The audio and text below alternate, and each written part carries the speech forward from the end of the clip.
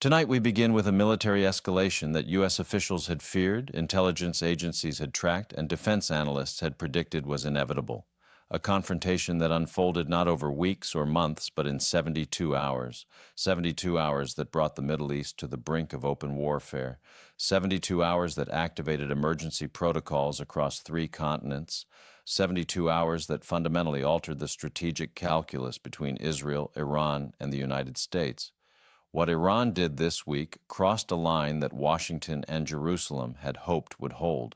And when that line broke, both Netanyahu and Trump did not hesitate. They responded with precision, overwhelming force, and strategic coordination that stunned military observers worldwide. For 18 months now, there had been warnings, not from official Pentagon briefings, not from formal State Department announcements, just quiet warnings from intelligence sources, that Iran was preparing something unprecedented. Iran has been aggressive, yes, but they have been calculated in their aggression. Their moves have followed a certain rhythm, a predictability, almost a choreography. But what set off alarm bells in Washington and Tel Aviv this Tuesday was that the rhythm went silent. Intelligence analysts who monitor Iranian military communications know the indicators, the increased chatter among IRGC commanders, the repositioning of missile batteries along strategic corridors, the activation of proxy forces in Syria, Lebanon, and Iraq, the sudden cessation of all observable communications, all of that went quiet. And whenever Iran goes quiet, it means something is about to get loud. This wasn't the usual pattern of saber rattling followed by diplomatic posturing. This was operational silence, the kind of silence that precedes action, not negotiation. Defense Intelligence Agency analysts watching satellite feeds noticed Iranian Revolutionary Guard units moving into positions that served no defensive purpose. These were offensive formations. Mobile missile launchers that had been concealed for months were suddenly being repositioned under cover of darkness. Naval assets in the Persian Gulf altered their patrol patterns in ways that suggested preparation for blockade operations. And then, at 03:40 hours local time on Wednesday morning, the silence broke. Early Wednesday morning, Israeli defense systems detected what they described as a coordinated launch sequence involving over 40 medium-range ballistic missiles, including Shahab-3 variants that had not been deployed operationally in over 3 years. These are the kinds of weapon systems that Iran only activates when they are signaling something very specific, imminent military action, a fundamental shift in regional strategy, or direct retaliation for a strike they cannot ignore. Israeli intelligence didn't know which category this fell into, or whether it fell into all 3 at once. But what they did know was that Iran was changing its strategic posture. And when an adversary shifts strategic posture without explanation, even by the smallest measure, both Jerusalem and Washington pay very close attention. The missile launches were accompanied by something even more concerning. Iranian naval forces in the Strait of Hormuz initiated what appeared to be coordinated harassment operations against commercial shipping. 3 oil tankers, 2 registered under Liberian flags and 1 under Marshall Islands registry, reported aggressive close approaches by IRGC Navy fast attack craft. One tanker, the MT Emerald Star, reported that Iranian vessels came within 50 meters while broadcasting warnings to alter course or face consequences. This wasn't typical Iranian posturing. The Strait of Hormuz has been a flashpoint for decades, but Iran has generally avoided actions that directly threaten the closure of international shipping lanes. 20% of the world's oil passes through those waters. Any sustained Iranian interference would constitute an act of economic warfare that would demand an international response. But Iran wasn't just threatening. They were demonstrating capability and intent simultaneously. Within hours, U.S. Central Command confirmed that Iranian forces had also deployed advanced air defense systems, specifically S-300 batteries acquired from Russia, to forward positions along the coast. These systems can engage aircraft at ranges exceeding 150 kilometers, creating anti-access zones that would severely complicate any coalition air operations. The emergency security briefing convened by the White House Situation Room tonight was not normal. It was not routine. It was not symbolic. It was urgent. Senior administration officials, after emergency National Security Council meetings, described Iran's coordinated actions as provocative, destabilizing, and perhaps most importantly, preemptive. suggesting Tehran was preparing the battlefield for operations they had already decided to execute. But deterrence only works if the target hesitates.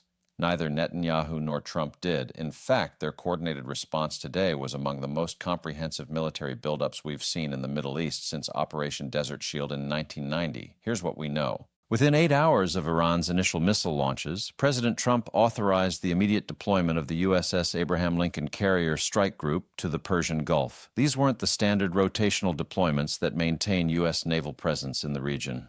This was an expedited combat deployment, a full carrier strike group including guided missile cruisers, Arleigh Burke-class destroyers, and a fast attack submarine that the Pentagon only mobilizes when they are preparing to establish sea control in a contested environment. But it didn't stop there.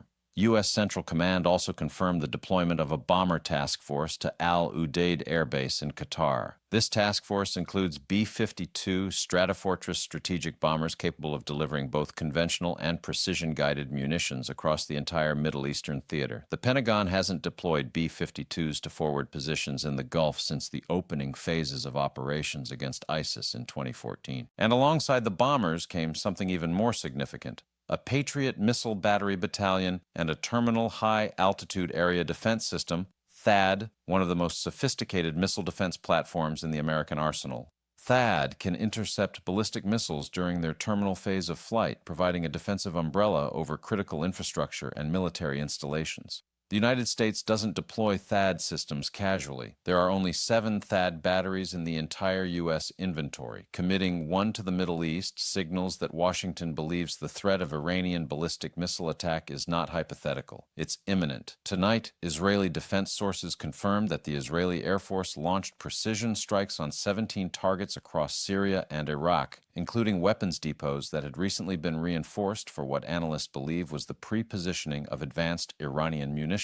Israel struck before Iran could distribute those weapons to Hezbollah or other proxy forces. They hit ammunition storage facilities near Al-Bukamal on the Syrian-Iraqi border.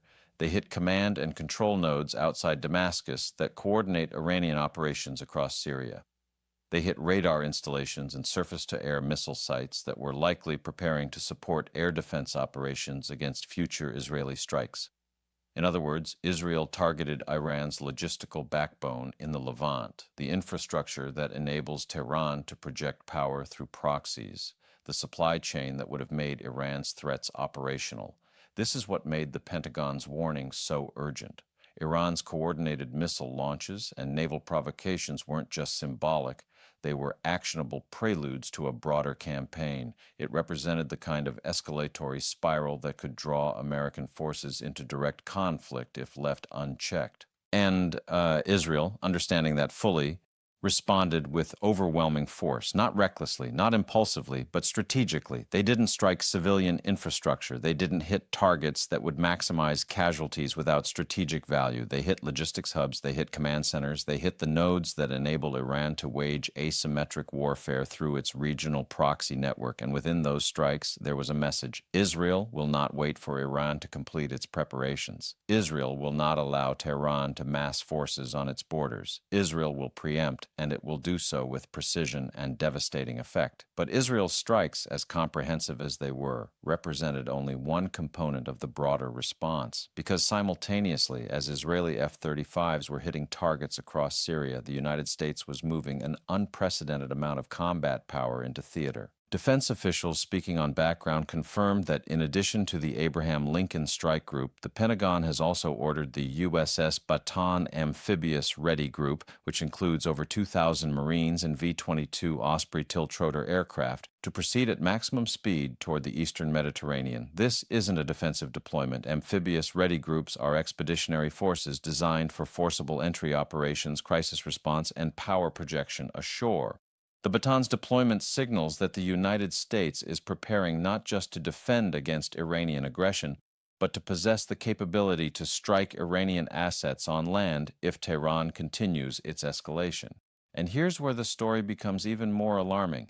Western intelligence agencies now believe that Iran's latest provocations were designed to test the resolve of the Trump administration after months of what Tehran perceived as American strategic distraction. Iran wanted to see whether Washington would tolerate incremental escalation or whether Trump would respond with the kind of overwhelming show of force that characterized his approach earlier in his presidency, but instead of hesitation, the opposite happened. The Trump administration didn't issue cautious diplomatic statements.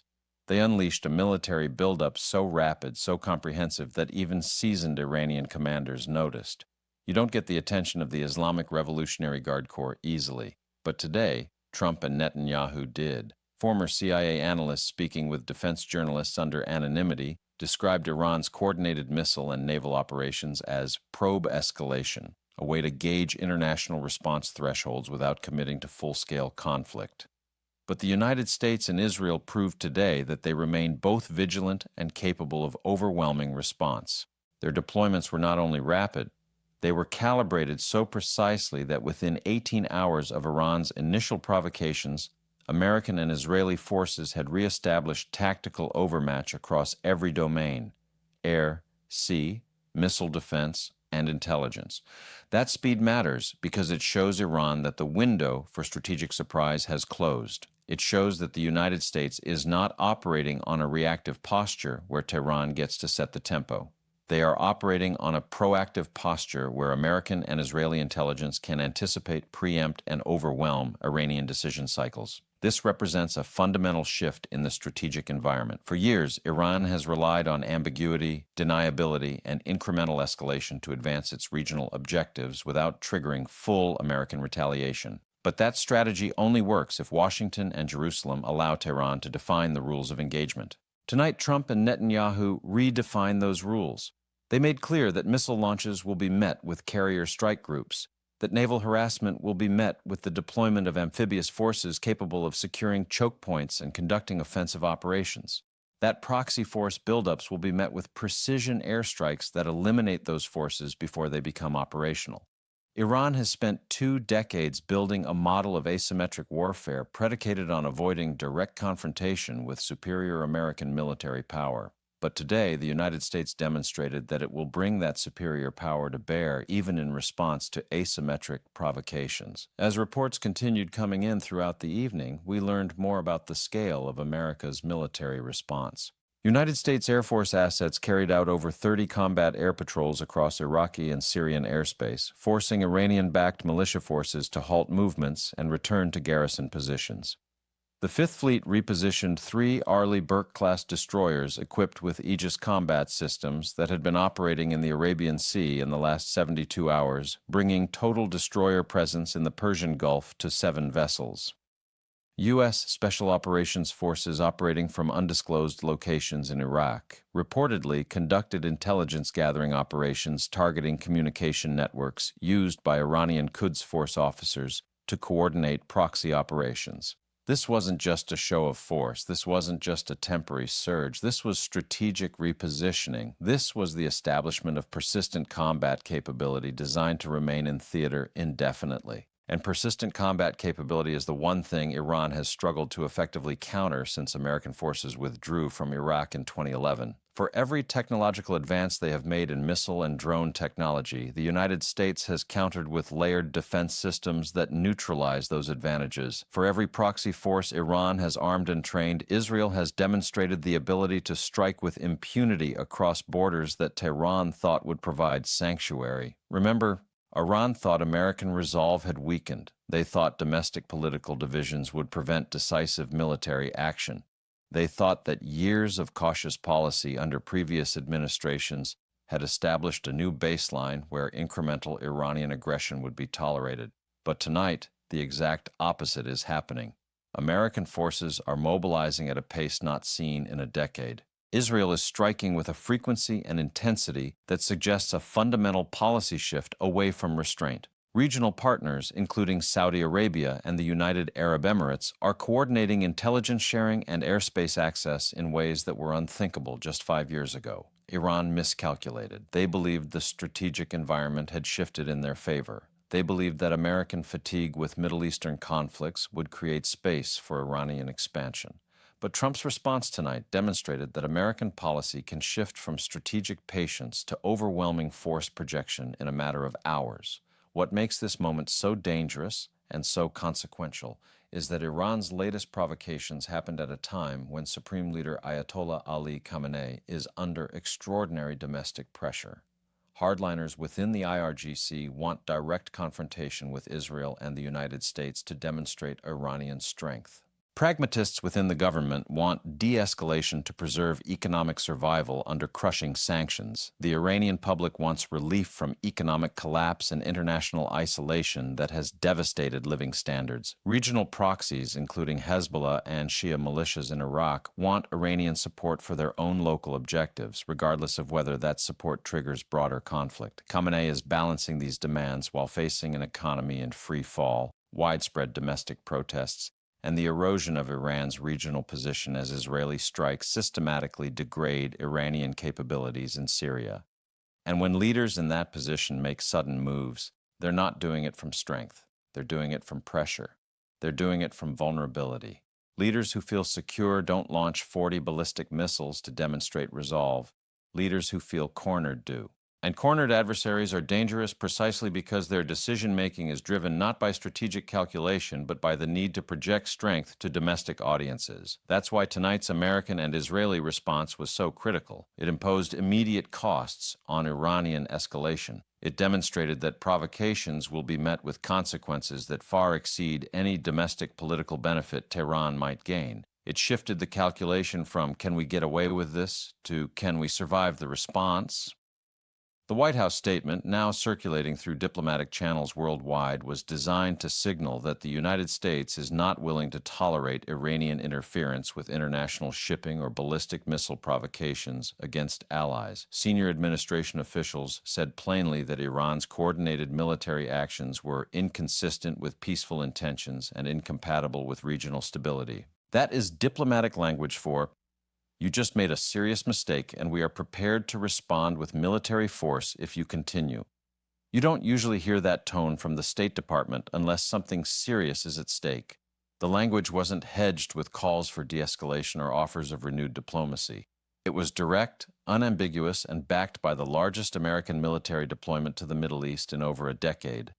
Secretary of Defense confirmed in a brief Pentagon statement that all deployed forces have been authorized to use necessary force to defend themselves and American interests. That authorization is significant. It means that American commanders in theater don't need to request permission from Washington before responding to Iranian aggression.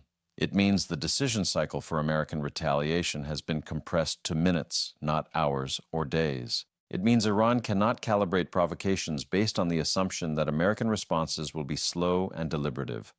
Meanwhile, Israeli Prime Minister Benjamin Netanyahu addressed the Israeli Security Cabinet in a forceful, uncompromising speech tonight. He said, "Iran has crossed red lines that Israel will not tolerate. We have responded and we will continue to respond with overwhelming force." He said, "Those who seek Israel's destruction will find only their own." And he said, "We are grateful for the unwavering support of the United States, and together we will ensure that Iran's aggression is met with consequences it cannot ignore."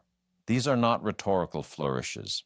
These are statements from a prime minister who understands just how high the stakes have become.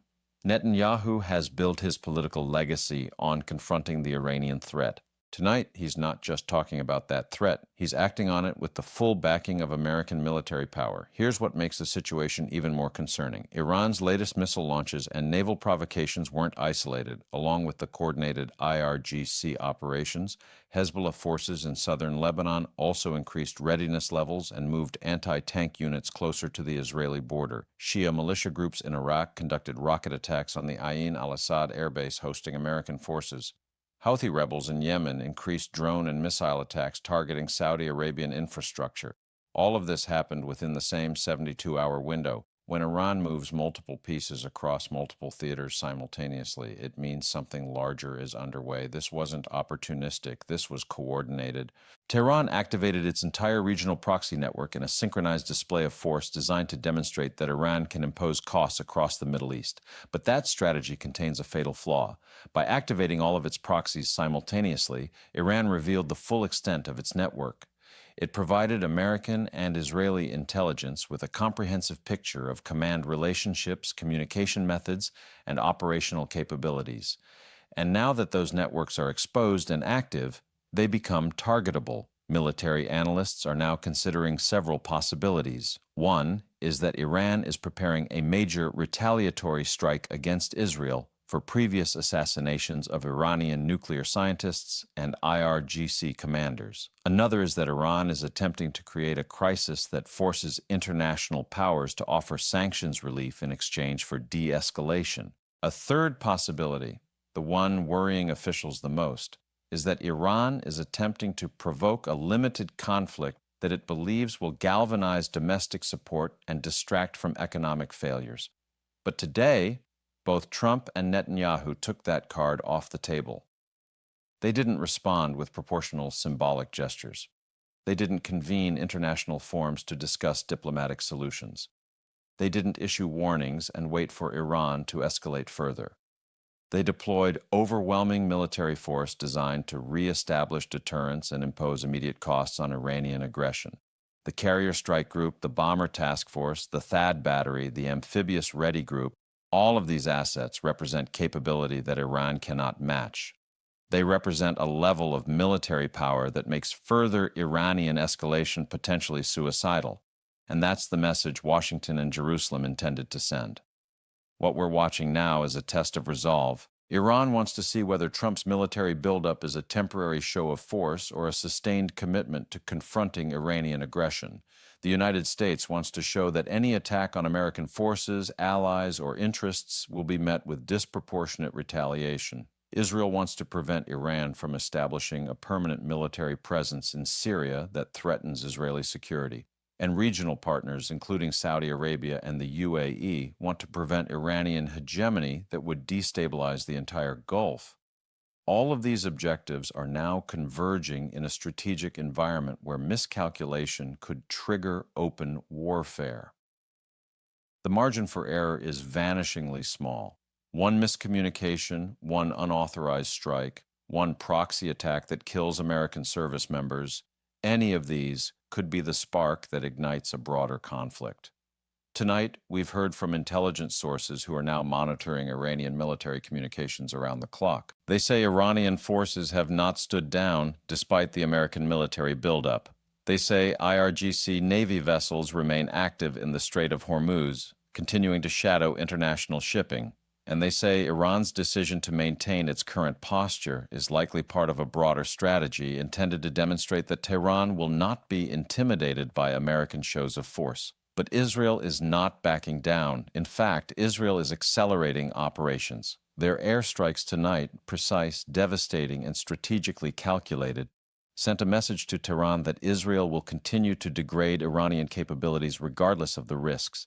And it sent a message to Washington that Israel views the current moment as an opportunity to fundamentally weaken Iran's regional position while American support is unwavering. The coordination between Washington and Jerusalem tonight has been extraordinary. Intelligence sharing in real time, deconfliction of military operations to prevent friendly fire incidents, synchronized messaging that presents a united front against Iranian aggression. This is the kind of alliance cooperation that Iran cannot counter through proxies or asymmetric tactics. As the coming days unfold, we expect more details to emerge about what exactly Iran hoped to achieve with this coordinated escalation. But what we do know is that the American and Israeli response was timely. It reestablished deterrence that had begun to erode. It demonstrated capability that Iran cannot match, and it imposed costs that will force Tehran to recalculate the risks of further provocation. What happens next will depend on what Iran does in the next 48 to 72 hours. If they de-escalate and withdraw forces to previous positions, this moment will be remembered as a dangerous crisis that was contained through decisive action. If they continue provocations or authorized proxy attacks, the United States and Israel have already shown they are postured for sustained combat operations. They have shown they are ready to respond with overwhelming force. And tonight, for the first time in months, Tehran appears to be calculating its next move very carefully. Iranian state media is quiet, too quiet. And when Iran is quiet, it means they are reassessing. It means they are choosing their next move carefully. Because tonight, Iran learned something they should have known all along. American military superiority is not theoretical. It's overwhelming and deployable within hours. Israeli resolve is not performative. It's backed by precision strikes that degrade Iranian capabilities with impunity. And regional isolation is not sustainable when your provocations unite former adversaries against you. This story is far from over. But tonight, one thing is clear. Iran provoked a response it was not prepared to handle. Trump and Netanyahu answered with a military buildup that has fundamentally shifted the balance of power, and the next move belongs to Tehran. But their options have narrowed dramatically, and we will be here watching every detail as the next phase unfolds.